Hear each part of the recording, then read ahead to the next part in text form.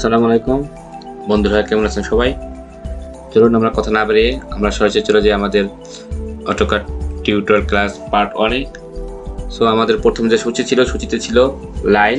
So আমরা প্রথম line দিয়ে শুরু করব। লাইন দিয়ে শুরু করার জন্য প্রথমে আপনাকে কি করতে হবে? এল এন্টার ফার্স্ট পয়েন্ট, যে কোনো ডাইমেনশন। এখন আমাদের লাইনটা সোজা আছে। লাইনটা যদি আমরা সোজা বা বাঁকা করতে চাই তাহলে কি করতে হবে? জাস্ট কিবোর্ড থেকে F8, শর্টকাট ফ্রম F8। এখানে দেখেন লেখা আছে F8, এটা অটোমেটিকলি লাইন বাঁকা হয়ে যায়। তো আমাদের লাইন বাঁকাটা দরকার নেই, আমাদের লাইন দরকার সোজা আপাতত। আমি আবার এটা সোজা করে নিচ্ছি, F8, লাইন সোজা হয়ে গেছে। এখন আমাদের পছন্দ মতো ইচ্ছা মতো dimension 400 enter, 200 enter, 300 enter, etcetera. যখন আমাদের কাজ শেষ তখন আবার ডাবল এন্টার করলে আমাদের কমান্ডের কাজ শেষ হয়ে যাবে। এই হলো মোটামুটি লাইনের কাজ। লাইনের কাজটা ভেরি ইজি এবং খুব simple. Just L enter first point dimension.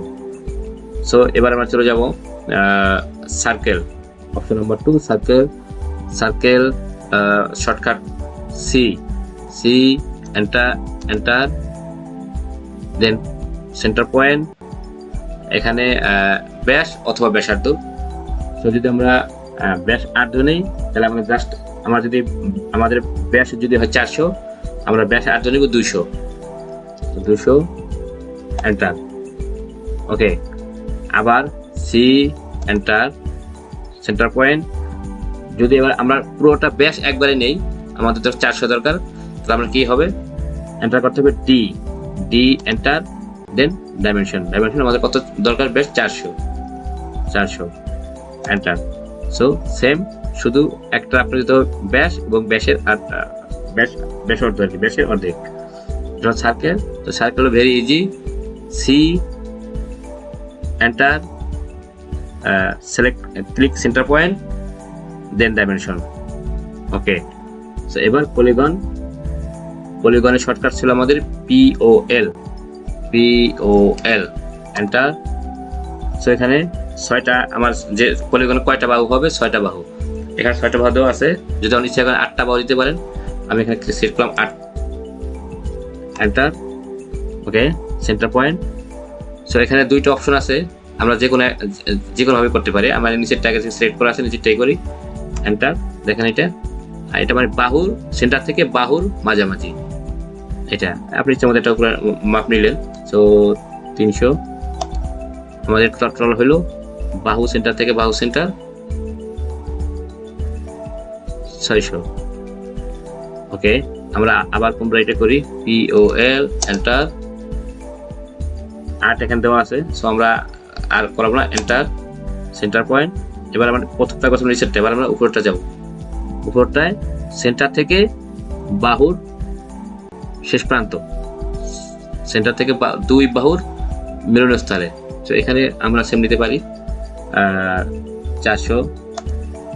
এটা একটু বড় হয়েছে, তো এটা মুভ করার জন্য M। এই হলো মোটামুটি পলিগনের অবস্থা, কিভাবে তৈরি করতে হয় সেটা। সো পলিগন মোটামুটি complete. POL enter centre point, click centre point and then dimension. ওকে, এবার আমরা চলে যাব স্কয়ার অথবা রেক্ট্যাঙ্গল। স্কয়ার এবং রেক্ট্যাঙ্গলের একই কমেন্ট REC। সো আমরা এবার চলে যাব REC enter. Okay, first corner point, first corner point নিছি। সো এভাবে আমাদের যে মাউস আছে, মাউস কিভাবে আমরা সরাবো। এখন আমাদের মাপ দিতে হবে, আমরা এটা কোন মাপে করব। সো এখানে আমরা কি করতে হবে? Shift at the right of then first dimension maybe 200। Okay, এবার আমরা কি করতে হবে? কমা দিতে হবে, ফুল স্টপটা কমা দেন মেবি 400। ওকে, সো এটা আমাদের হয়ে গেল একটা আয়তক্ষেত্র অর্থাৎ রেক্ট্যাঙ্গুলার। এখানে আমাদের যে ডাইমেনশন ছিল 200 বাই 400। সো রেক্ট্যাঙ্গুলার আর স্কোয়ার একই কমান্ড।